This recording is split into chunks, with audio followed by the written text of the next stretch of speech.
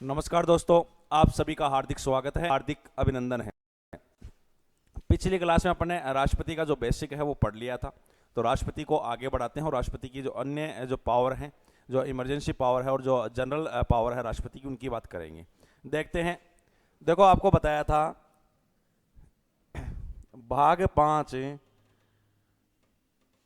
और अनुच्छेद 52 से मुख्य रूप से 151 तक आपकी संघीय सरकार आती है। और संघीय सरकार के अंदर अपन ने इसको 3 भागों में डिवाइड कर लिया था। आपके पहला है आपके कार्यपालिका,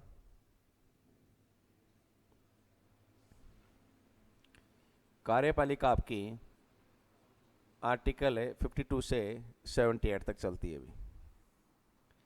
फिर बात करते हैं व्यवस्थापिका,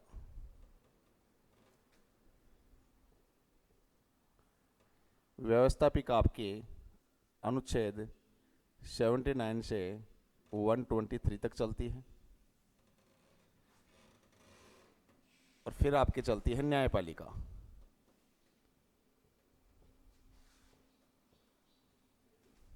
और यह आपके आर्टिकल 124 से 151, जिसमें आपके सर्वोच्च न्यायालय जो है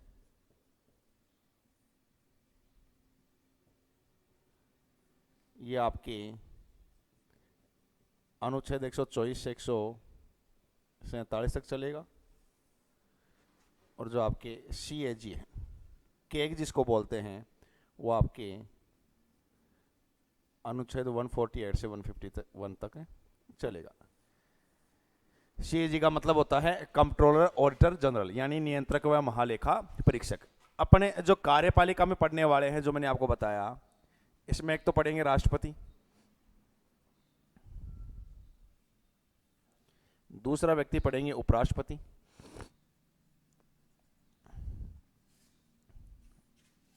और तीसरी जो महत्वपूर्ण बात पढ़ने वाले हैं PM प्लस मंत्री परिषद। और आपके व्यवस्थापिका में आपको बताया, व्यवस्थापिका जो पार्लियामेंट है, संसद को ही कहते हैं। और संसद में मुख्य रूप से अपन जो पढ़ने वाले हैं, संसद के 2 सदन हैं, एक तो आपके लोकसभा और दूसरा रहेगा आपके राज्यसभा। और न्यायपालिका में जो संघीय सरकार की बात करते हैं तो सर्वोच्च न्यायालय आता है, और CAG जो केग है, जिसको नियंत्रक व महालेखा परीक्षक कहते हैं, वो भी कहते हैं साहब। तो संघीय सरकार की अपन ने बातें करी हैं। भाग 5 अनुच्छेद 52 से लेकर 151 तक आपके संघीय सरकार चलती है, जो 3 भागों में डिवाइड हो जाती है। पहला आपके कार्यपालिका है, आर्टिकल आपके 52 से आपके 78 तक चलेगी। दूसरा आपके व्यवस्थापिका है, अनुच्छेद 79 से आपके 123 तक चलेगी। और न्यायपालिका 124 से लेकर 147 तक तो आपके सर्वोच्च न्यायालय चलेगा। 148 से 151 तक क्या चलेगा? CAG चलेगा। देखो, सबसे पहले बात करेंगे किसकी? राष्ट्रपति की। राष्ट्रपति की बेसिक बातें मैं आपको बता देता हूं भाई। देखो, राष्ट्रपति की बेसिक बातें करते हैं। सबसे पहले आपने सुना होगा कि भारत का प्रथम नागरिक जो होता है वो कौन होता है? राष्ट्रपति होता है। तो भारत का प्रथम नागरिक कौन होगा? आपके राष्ट्रपति होगा। भारत का प्रथम नागरिक कौन होता है? आपके राष्ट्रपति होता है। दूसरी बात जो है, अब भारत का सर्वोच्च जो पदाधिकारी होता है वो भी कौन होता है? आपके राष्ट्रपति होता है। भारत में जो संघीय कार्यपालिका है उसका संवैधानिक प्रधान भी कौन होता है? राष्ट्रपति ही होता है। ध्यान रखना, कार्यपालिका का संवैधानिक प्रधान राष्ट्रपति है, नाममात्र का प्रधान राष्ट्रपति है, लेकिन वास्तविक प्रधान कौन होता है कार्यपालिका का? वो प्रधानमंत्री होता है। वो कौन होता है? प्राइम मिनिस्टर होता है। मैंने आपको बताया है पहले भी कि तीनों सेनाओं का जो सर्वोच्च कमांडर है यानी सेनापति है, वो कौन होता है? आपके राष्ट्रपति होता है। आर्टिकल वाइज जहां तक मैं बता चुका हूं वो एक बार मैं रिपीट कर देता हूं, उसके बाद में आगे की जो प्रक्रिया है उसको अपन आगे बढ़ाएंगे। देखिए, मैंने आपको बताया कि अनुच्छेद जो 52 है, अनुच्छेद 52 में भारत का एक क्या होगा? राष्ट्रपति होगा। अनुच्छेद 52 में भारत का एक क्या होगा? राष्ट्रपति होगा। आर्टिकल जो 53 है, 53 में साफ साफ लिखा हुआ है कि संघ की जो कार्यपालिका शक्ति है वो किसमें होती है? आपके राष्ट्रपति में निहित होती है। संघ की कार्यपालिका शक्ति किसमें निहित होती है? आपके राष्ट्रपति में निहित होती है। 54 की बात कर लेते हैं अपन। तो 54 में राष्ट्रपति का निर्वाचन मंडल आएगा। राष्ट्रपति का क्या आएगा? निर्वाचन मंडल आएगा। तो राष्ट्रपति के निर्वाचन मंडल के अंदर राष्ट्रपति के चुनाव में कौन कौन भाग लेंगे वो मैं एक बार वापस से आपको बता दूंगा। लोकसभा है, राज्यसभा है और विधानसभा है, इनके निर्वाचित सदस्य भाग लेते हैं। और 70वें संविधान संशोधन द्वारा जो 1992 में हुआ, आपके दिल्ली और पुडुचेरी को भी इसमें शामिल किया गया है। तो आपके भारत के अंदर, अपने देश के अंदर 28 राज्य हैं और 8 केंद्र शासित प्रदेश हैं, यानी 28 स्टेट्स हैं और आपके 8 यूनियन टेरिटरीज हैं, जिनमें बात करते हैं 28 राज्यों में विधानसभा है। बाकी 3 केंद्र शासित प्रदेश जो हैं उनमें आपके विधानसभा है, जिसमें दिल्ली है, पांडिचेरी है और आपके कौन सा है? जम्मू कश्मीर है। इन्हीं के अंदर आपके विधानसभा है। तो लोकसभा, राज्यसभा और विधानसभा जहां जहां है, उन सभी के निर्वाचित सदस्य, कौन सदस्य? निर्वाचित सदस्य राष्ट्रपति के चुनाव में क्या करते हैं? भागे लेते हैं। उसके बाद में आपको ध्यान होना चाहिए, नोट डाल के आप ध्यान रखना इस बात को, कि जो विधान परिषद है, विधान परिषद के सदस्य और आपके मनोनीत सदस्य राष्ट्रपति के चुनाव में भाग नहीं लेते हैं। विधान परिषद की बात कर लेते हैं, तो भारत के कितने राज्यों में है? तो एक ट्रिक के माध्यम से आप ध्यान रख सकते हो, भारत के 6 राज्यों में है। कितने आपके बात करते हैं विधान परिषद? 6 राज्यों में है। अब 6 राज्य कौन कौन से हैं? एक तो आपके कर्नाटक है, ठीक है, दूसरा आपके क्या होगा? यूपी होगा, तीसरा आपके क्या है? महाराष्ट्र है, चौथा आपके क्या है? बिहार है, पांचवा क्या होगा? आंध्र प्रदेश होगा, या जिसको सीमांध्र बोलते हैं, और इसी से अलग हुआ था आपको पता है तेलंगाना। क्या अलग हुआ था? तेलंगाना। तो इन 6 राज्यों में विधान परिषद है, प्रत्येक राज्य में विधान परिषद नहीं है, इसलिए विधान परिषद के सदस्य भी क्या होते हैं? राष्ट्रपति के चुनाव में भाग नहीं लेते हैं। यह राष्ट्रपति का निर्वाचन मंडल है। ध्यान रखिएगा, राष्ट्रपति के चुनाव में वापस से रिपीट कर देता हूं, लोकसभा, राज्यसभा और विधानसभा के निर्वाचित सदस्य भाग लेते हैं, जबकि मनोनीत और विधान परिषद के सदस्य राष्ट्रपति के चुनाव में भाग नहीं लेते हैं। तो ये आपके क्या है? राष्ट्रपति का निर्वाचन मंडल है। फिर बात करते हैं आर्टिकल आपके 55, राष्ट्रपति की निर्वाचन पद्धति। राष्ट्रपति की क्या होती है? निर्वाचन पद्धति होती है। राष्ट्रपति की निर्वाचन पद्धति क्या होती है? अप्रत्यक्ष, एकल संक्रमणीय, आनुपातिक, समानुपातिक मत प्रणाली। ध्यान रखिएगा, राष्ट्रपति का जो चुनाव होगा वो इनडायरेक्ट रूप से होता है, क्योंकि उसको जनता सीधे रूप से मतदान नहीं करती है। जनता द्वारा जो अपना लोकतंत्र है उसके अंदर जनता जब वोट करती है तो वो डायरेक्ट होता है, प्रत्यक्ष चुनाव होता है, जिसमें जनता द्वारा चुना जाता है किसी नेता को। लेकिन यहाँ पे जो जनता द्वारा चुने गए लोग हैं उनके द्वारा राष्ट्रपति को चुना जाता है। मतलब राष्ट्रपति को चुना किनके द्वारा जाएगा? जो लोकसभा के जो सदस्य हैं, जो मेंबर ऑफ पार्लियामेंट हैं, जो मेंबर ऑफ लेजिस्लेटिव असेंबली है, विधानसभा सदस्य हैं, जो अपने द्वारा चुने गए हैं, उनके द्वारा राष्ट्रपति को चुना जाता है। तो इसकी जो पद्धति है वो कैसी होती है? अप्रत्यक्ष होती है।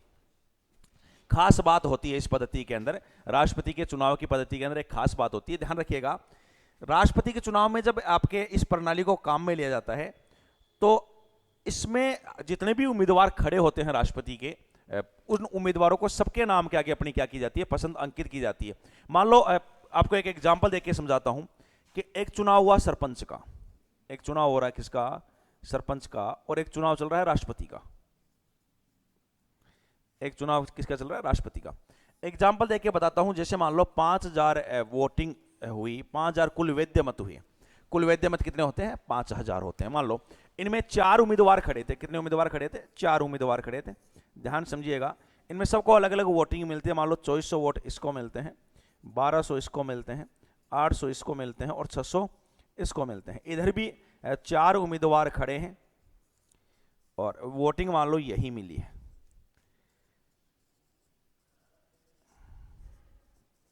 तो देखिएगा, आप देख पा रहे हो, जो इधर आप सरपंच के चुनाव में सीधा सीधा दिख रहा है, जिसको सर्वाधिक मत मिलते हैं वो चुनाव जीत जाता है। तो यहाँ पे चुनाव कौन जीत गया है? सरपंच चुनाव जीत गया है। लेकिन राष्ट्रपति के चुनाव में ऐसा नहीं होता। बिग डिफरेंस है, मैं एग्जांपल देके समझा रहा हूं। दोनों जो चुनाव होंगे उनमें काफी डिफरेंस है। पहला डिफरेंस तो क्या है? जब सरपंच के चुनाव में आप वोट देने के लिए गए हैं तो किसी एक उम्मीदवार को आपने चुना है, एक उम्मीदवार को ही आपने वोट दिया होगा, ठीक है। जबकि राष्ट्रपति के चुनाव में ऐसा नहीं होता है। राष्ट्रपति को जब वोटिंग की जाती है उस समय जब वोट दिया जाता है तो इनके नाम के आगे इनकी पसंद अंकित की जाती है।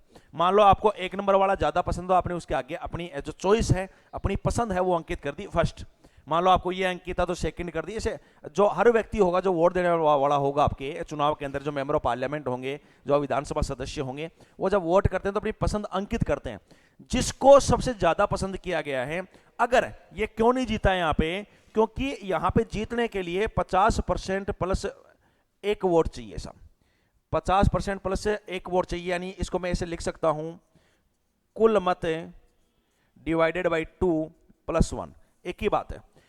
जब तक किसी उम्मीदवार को 50% प्लस एक वोट नहीं मिलता है वह चुनाव नहीं जीतता है। तो यहां पे कोई नहीं जीता है, तो अब क्या किया जाए, चुनाव दोबारा होगा? नहीं, चुनाव दोबारा नहीं होगा, मतगणना दोबारा होती है।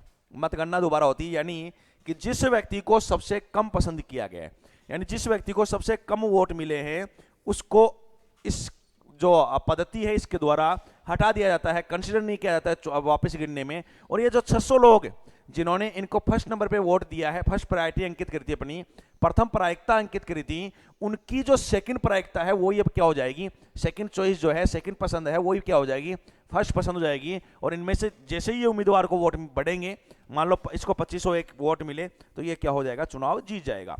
तो एक तो इसमें बिग डिफरेंस क्या है, 50% प्लस एक वोट मिलना चाहिए, यानी न्यूनतम 50% प्लस एक वोट मिलेगा तभी उम्मीदवार चुनाव जीतेगा। दूसरी खास बात क्या है, इसमें सभी जो आपके उम्मीदवार हैं इनके नाम के आगे आपको वोट सभी को देना है, सभी के नाम के आगे आपको वरीयता क्रमांक अंकित करना है, अपनी चॉइस यानी अपनी पसंद अंकित करनी होती है। और तीसरी बात क्या होती है, यहां पे देखो एक बिग डिफरेंस है, यहां पे अपन वोट डालते हैं, जनता वोट डालती है, तो एक वोट डालोगे एक ही वोट माना जाता है, लेकिन यहां पे ऐसा नहीं होता। यहां पे वोट कौन डालते हैं, एमएलए डालते हैं और एमपी डालते हैं। देखिए एमएलए डालते हैं और एमपी डालते हैं। तो देखो अगर कोई एक मेंबर ऑफ पार्लियामेंट राष्ट्रपति को वोट डालता है, यानी संसद का सदस्य, यानी लोकसभा सदस्य या राज्यसभा सदस्य राष्ट्रपति को वोट डालता है, तो उसकी वोटिंग गिनी जाती है 708। मतलब एक एमपी का मत मूल्य वोट का कितना होता है, 708। जबकि हर राज्य में मत मूल्य अलग अलग होता है। जैसे राजस्थान के एक आपके एमएलए का जो मत मूल्य है वो कितना है, 129 है। कितना है, 129 है। जबकि अगर मैं बात करूं यूपी के एक एमएलए के मत मूल्य का, तो वो 208 है। कितना है, 208 है, सर्वाधिक है ये।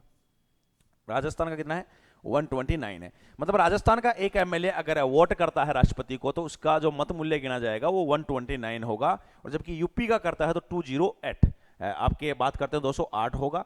अगर एक एमपी करता है तो उसका 708 मत मूल्य है। निकालने की एक निश्चित प्रोसेस होती है, जो एग्जाम के अंदर जब उच्च लेवल की आप तैयारी करते हो तो पूछ लिया जाता है। राष्ट्रपति के चुनाव में 1971 की जनगणना को वैध माना गया है। राष्ट्रपति की जब आपके चुनाव होते हैं उसमें 1971 की जनगणना को ही वैध माना गया है, जो 2026 तक क्या रहती है, अपरिवर्तनीय रहती है। उसी के आधार पर ये मत मूल्य निकाले जाते हैं। उस राज्य की जनसंख्या आती है, डिवाइडेड बाई वहां की विधानसभा सीटें आती हैं, और भाग 1000 लग जाता है, तो वहां के एक एमएलए का मत मूल्य निकल के आ जाता है। उस राज्य की संख्या, आपकी जनसंख्या डिवाइडेड बाई आपके जो आपके क्या बात करते हैं जो वहां के एमएलए हैं उनको, और भाग 1000 कर दोगे तो एक एमएलए का मत मूल्य आ जाएगा। 1971 की जनगणना को आधार मानते हुए ये आपके कंसिडर किया जाता है, जो 2026 तक क्या रहेगा, अपरिवर्तनीय रहेगा। एमपी का मत मूल्य निकालने के लिए सभी राज्यों के जो एमएलए हैं उनका जो सभी राज्यों का मत मूल्य है उसको लिखा जाएगा, और जो टोटल एमपी है 776 यानी 776 जो एमपी है उनसे डिवाइड कर देंगे तो कितना मत मूल्य निकल के आएगा, 708। कितना निकल के आएगा, 708। इस प्रकार से सबका मत मूल्य भी अलग अलग होता है। क्वेश्चन ये भी बनता है, क्या इस प्रोसेस के अंदर क्या द्वितीय वरीयता क्रमांक के आधार पे, क्या दूसरी मतगणना के आधार पे कोई राष्ट्रपति बना है? तो बिल्कुल बना है साहब। 1969 के अंदर है वी गिरी दूसरी मतगणना में चुनाव जीतते हैं, जिन्होंने नीलम संजीव रेड्डी को मात्र 1%, लगभग 50.22% वोट मिले थे वी गिरी साहब को, और नीलम संजीव रेड्डी को मात्र 1% वोटों से रहता। और कौन सी मतगणना में, दूसरी मतगणना में क्या करते हैं, आपके चुनाव जीत जाते हैं। तो अभी तक बेसिक बातें बताई हैं। अनुच्छेद 52 में भारत का एक क्या होगा, राष्ट्रपति होगा। अनुच्छेद 52 में भारत का एक राष्ट्रपति होगा। 53 में संघ की कार्यपालिका शक्ति राष्ट्रपति में निहित होती है। आर्टिकल जो 54 है उसमें राष्ट्रपति का निर्वाचन मंडल आता है।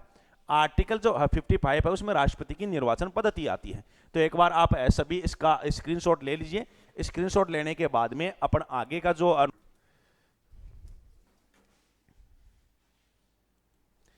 आगे देखते हैं। देखो बात करते हैं अनुच्छेद वाइज, मैं आपको बता देता हूं। जो आपके आर्टिकल 52 है, अनुच्छेद 52 है, इसमें साफ साफ लिखा हुआ है कि भारत का क्या होगा, एक राष्ट्रपति होगा। देखो इसके अलावा जो कुछ क्वेश्चंस एग्जाम में डायरेक्ट पूछे जाते हैं वो मैं लिख देता हूं। भारत का प्रथम नागरिक, भारत का जो प्रथम नागरिक है वो कौन है, आपके राष्ट्रपति है। भारत का जो प्रथम नागरिक है वो कौन है, राष्ट्रपति है। भारत का संवैधानिक प्रधान,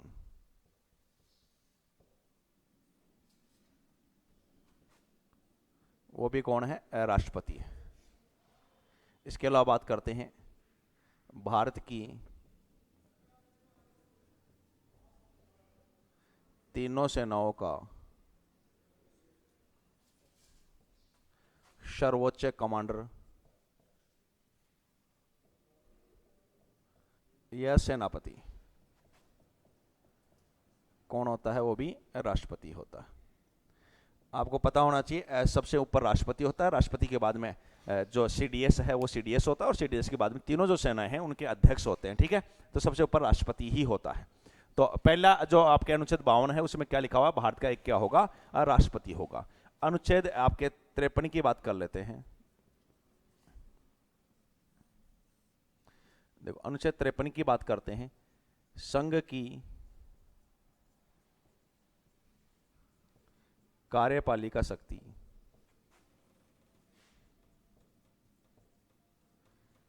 राष्ट्रपति में, संघ की कार्यपालिका शक्ति राष्ट्रपति में निहित होती है। संघ की कार्यपालिका शक्ति राष्ट्रपति में निहित होती है। आर्टिकल जो 54 है उसकी बात करते हैं, तो राष्ट्रपति का निर्वाचक मंडल या निर्वाचन मंडल, यानी राष्ट्रपति के निर्वाचन मंडल की बात करते हैं कि राष्ट्रपति के चुनाव में कौन कौन भाग लेता है। तो ध्यान रखिएगा, राष्ट्रपति के चुनाव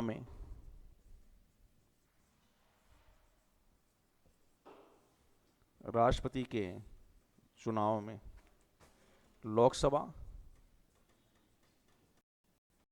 प्लस राज्यसभा प्लस विधानसभा, किस किस की बात कर रहा हूं, लोकसभा, राज्यसभा और विधानसभा, और इनके कौन से सदस्य, निर्वाचित सदस्य। कौन से सदस्य भाग लेंगे, निर्वाचित सदस्य। राष्ट्रपति के चुनाव में सिर्फ लोकसभा, राज्यसभा और विधानसभा के जो निर्वाचित सदस्य हैं वही क्या करते हैं, भाग लेते हैं। ध्यान रखिएगा, राष्ट्रपति के चुनाव में मनोनीत सदस्य व विधान परिषद के सदस्य, विधान परिषद के सदस्य भाग नहीं लेते।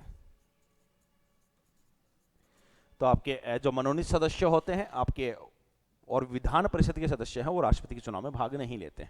ध्यान रखिएगा, विधान परिषद 6 राज्यों में है। विधान परिषद कितने राज्यों में है, 6 राज्य। और इसकी एक ट्रिक ध्यान रखनी है आपको, जो मैंने अभी बताई थी, क्या है, कुंभा। क्या ट्रिक है, कुंभा। नाम ध्यान रखना है, कर्नाटक, यूपी, महाराष्ट्र, बिहार, आंध्र प्रदेश या जिसको सीमांध्र बोलते हैं, और तेलंगाना। तो 3 अनुच्छेद बताए हैं अभी। आर्टिकल 52 है, भारत का एक क्या होगा, राष्ट्रपति होगा। अनुच्छेद 53 में संघ की कार्यपालिका जो शक्ति है, यानी संघ की कार्यपालिका शक्ति का संवैधानिक प्रधान कौन होता है, राष्ट्रपति ही होता है। कार्यपालिका का जो नाममात्र का प्रधान होता है वही राष्ट्रपति होता है, क्योंकि वास्तविक शक्तियां कार्यपालिका की वो किस में होती है, प्राइम मिनिस्टर में यानी प्रधानमंत्री में निहित होती है। राष्ट्रपति का जो निर्वाचन मंडल है यानी राष्ट्रपति के चुनाव में सीधी सी बात है कौन भाग लेते हैं, लोकसभा और राज्यसभा, इसको अपन संसद बोलते हैं। वैसे संसद पूर्ण होती है, बिना राष्ट्रपति के संसद कभी भी कंप्लीट नहीं होती है। संसद इक्वल पार्लियामेंट इक्वल क्या होगा, house of people plus council of state plus president, यानी लोकसभा प्लस राज्यसभा प्लस राष्ट्रपति बराबर क्या होती है, संसद होती है। तो राष्ट्रपति के चुनाव में लोकसभा, राज्यसभा और विधानसभा के सभी निर्वाचित सदस्य भाग लेते हैं। राष्ट्रपति के चुनाव में मनोनीत सदस्य और विधान परिषद के सदस्य भाग नहीं लेते हैं, ना तो मनोनीत सदस्य भाग लेते हैं और ना विधान परिषद के सदस्य भाग लेते हैं। इसके अलावा मैंने बताया विधान परिषद वाले राजस्थान के अंदर, आपके भारत के अंदर 6 राज्य हैं, जो कौन कौन से हैं, कर्नाटक है, यूपी है, महाराष्ट्र है, बिहार है, तेलंगाना है और आंध्र प्रदेश है। ध्यान रखिएगा, जिस प्रकार से केंद्र सरकार के अंदर यानी संघीय सरकार के अंदर है राष्ट्रपति होता है, वैसे ही राज्यों में राज्यपाल होता है। जैसे संघीय सरकार के अंदर है आपके लोकसभा होती है, राज्यों में विधानसभा होती है, और जैसे राज्यसभा होती है वैसे विधान परिषद होती है। तो विधान परिषद वाले राज्य कितने हैं, सिर्फ और सिर्फ 6 हैं। तो एक बार सभी आप इसका स्क्रीनशॉट लीजिए भी, ये प्रभाव पड़ता है। चलो आगे देखते हैं। देखो अगला जो आर्टिकल है वो रहेगा आपके आर्टिकल यानी अनुच्छेद 55। इसमें देखो जो बात करते हैं अपने आती है राष्ट्रपति की निर्वाचन पद्धति। राष्ट्रपति की निर्वाचन पद्धति कि राष्ट्रपति का जो चुनाव होता है वो किस पद्धति से होता है। ध्यान रखिएगा, उस पद्धति का नाम है अप्रत्यक्ष, एकल संक्रमणीय, अप्रत्यक्ष, एकल संक्रमणीय, आनुपातिक, समानुपातिक मत प्रणाली। अभी जो थोड़ी देर पहले मैंने आपको बताया था वही बातें आती हैं इसमें। पसंद या वरीयता क्रमांक अंकित की जाती है, तुम थोड़ा बता देता हूं इसके बारे में। देखो पहली बात तो राष्ट्रपति के चुनाव में, राष्ट्रपति के चुनाव में 1971 की जनगणना को आधार माना गया है, जो कि 2026 तक अपरिवर्तनीय रहेगी।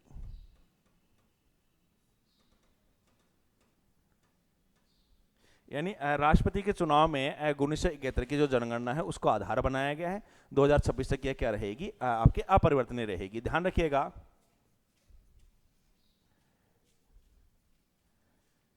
राष्ट्रपति के चुनाव में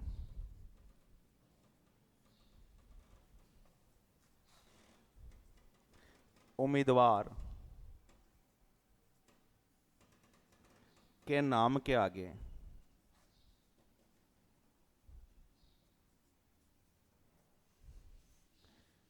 पसंद अंकित की जाती है। उम्मीदवार के नाम के आगे पसंद अंकित की जाती है तथा यदि उम्मीदवार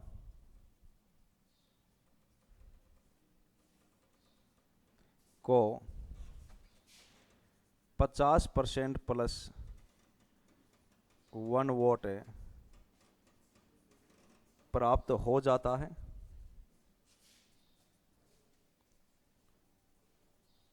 तो उम्मीदवार विजयी रहता है।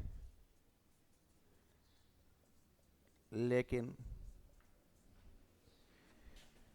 यदि न्यूनतम कोटा क्या है, यही है आपके कुल मत डिवाइडेड बाई 2 प्लस 1, यानी 50% प्लस 1 वोट। अगर न्यूनतम कोटा प्राप्त नहीं होता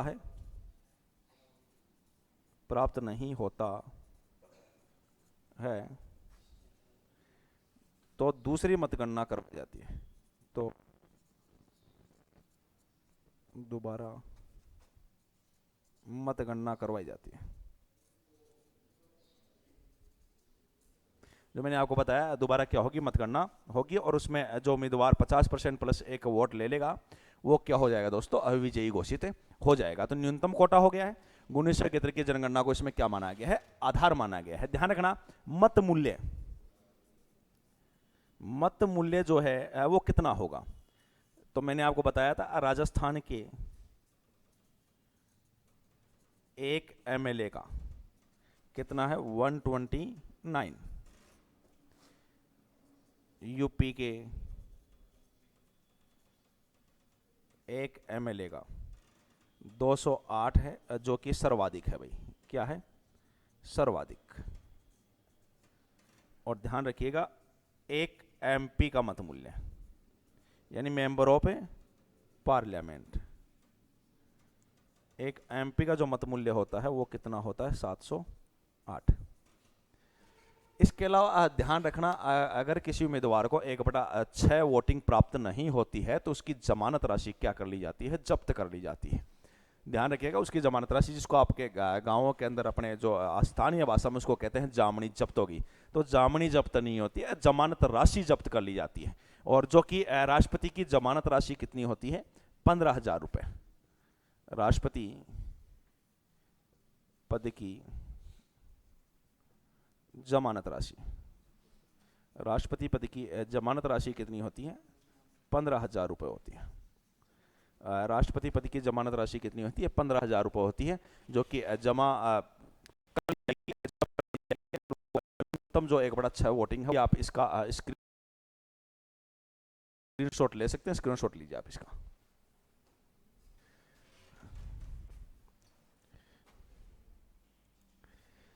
आगे देखते हैं, जो अगला आर्टिकल है आपके, अगला आर्टिकल कौन सा रहेगा, वो आपके अनुच्छेद 56 है साहब।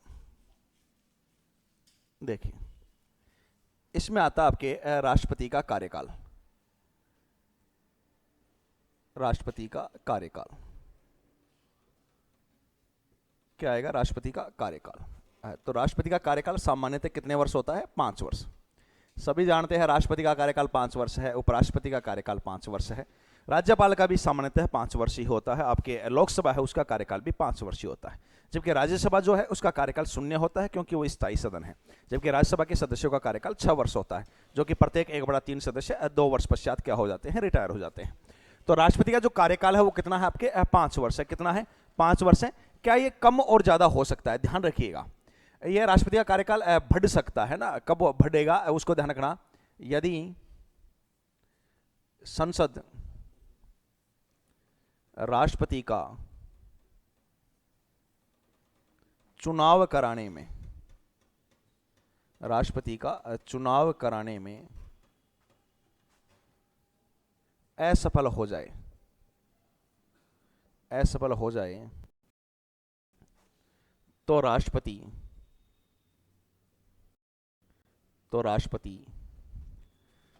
तब तक अपने पद पर बना रहेगा, तब तक अपने पद पर बना रहेगा जब तक नया राष्ट्रपति न आ जाए। मतलब इसमें कोई दिक्कत नहीं है, अगर राष्ट्रपति का चुनाव नहीं करवा पा रही है आपके संसद, तो वो राष्ट्रपति जो बना हुआ है वो तब तक रहेगा जब तक नया उत्तराधिकारी यानी नया राष्ट्रपति पद के ऊपर नया आ जाएगा। लेकिन कम कार्यकाल जब होता है तब दिक्कत आती है, तब प्रॉब्लम होती है आकस्मिक रिक्ति। इस दशा के अंदर क्या नाम है, आकस्मिक रिक्ति। देखो, आकस्मिक रिक्ति की दशाएं क्या हो सकती है, अगर राष्ट्रपति की मृत्यु हो जाए, राष्ट्रपति को गंभीर बीमारी हो जाए, राष्ट्रपति अपना त्याग पत्र दे दे और राष्ट्रपति पे महाभियोग लग जाए, इन दशाओं के अंदर राष्ट्रपति का जो पद है वो खाली हो जाता है। इन दशाओं में राष्ट्रपति का पद क्या हो जाएगा, खाली हो जाएगा। देखो मृत्यु हो सकती है, स्वाभाविक है, गंभीर बीमारी भी हो सकती है, काम करने की दशा में नहीं, त्याग पत्र भी दे सकता है। ध्यान रखिएगा, राष्ट्रपति अपना त्याग पत्र उपराष्ट्रपति को देता है, उपराष्ट्रपति को देता है, तथा उपराष्ट्रपति इसकी सूचना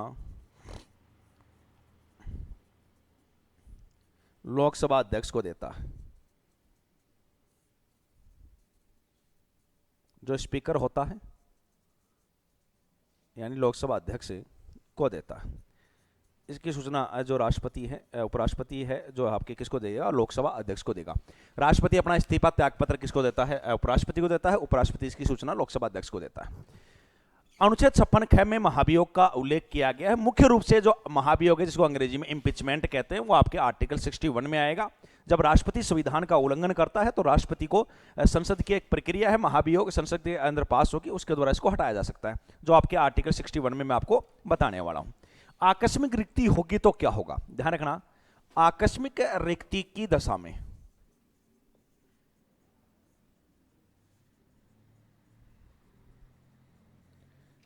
राष्ट्रपति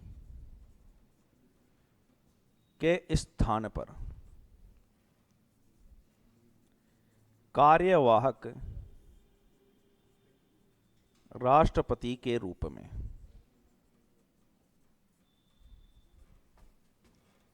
उपराष्ट्रपति, या तो कौन करेगा, उपराष्ट्रपति, या सीजेआई, जिसको बोलते हैं chief justice of India. Chief CJI अधिकतम 6 माह के लिए कार्य करता है। 6 माह में चुनाव अनिवार्य है, नया राष्ट्रपति आना अनिवार्य है, 6 माह में चुनाव जरूरी है साहब। तो एक बार वापस से रिपीट करता हूं, आर्टिकल जो 56 है, राष्ट्रपति का कार्यकाल है, कार्यकाल कितना होगा, 5 वर्ष होगा। यदि संसद राष्ट्रपति का चुनाव कराने में असफल हो जाती है तो राष्ट्रपति का कार्यकाल बढ़ जाता है, तब तक रहेगा जब तक नया राष्ट्रपति यानी नया उत्तराधिकारी पद पर नहीं आ जाता है। लेकिन राष्ट्रपति का कार्यकाल कम भी हो सकता है। कब होगा, जब आकस्मिक रिक्ति की दशा होगी, राष्ट्रपति की मृत्यु हो जाए, गंभीर बीमारी हो जाए, या त्यागपत्र दे दे, या फिर महाभियोग लग जाए। त्यागपत्र राष्ट्रपति उपराष्ट्रपति को देता है, उपराष्ट्रपति इस बात की सूचना लोकसभा अध्यक्ष यानी स्पीकर को देता है। आकस्मिक रिक्ति होगी, राष्ट्रपति का जब पद खाली होगा तो राष्ट्रपति के पद के स्थान के ऊपर कार्यवाहक राष्ट्रपति के रूप में कौन काम करता है, उपराष्ट्रपति करता है, या फिर सीजेआई करेगा, और सीजेआई भी नहीं हो तो वरिष्ठतम न्यायाधीश करेंगे, और अधिकतम कितने माह के लिए, 6 माह के लिए। उसके बाद में चुनाव अनिवार्य है। तो एक बार स्क्रीनशॉट ले लीजिए आप इसका। तो दोस्तों आज की क्लास में अपन ने जो राष्ट्रपति है उसकी बेसिक बातें करी हैं, 56 तक पढ़ लिया है। नेक्स्ट क्लास में आपके साथ जो अगले अनुच्छेद हैं राष्ट्रपति की जो आगे बातें हैं वो करेंगे। धन्यवाद।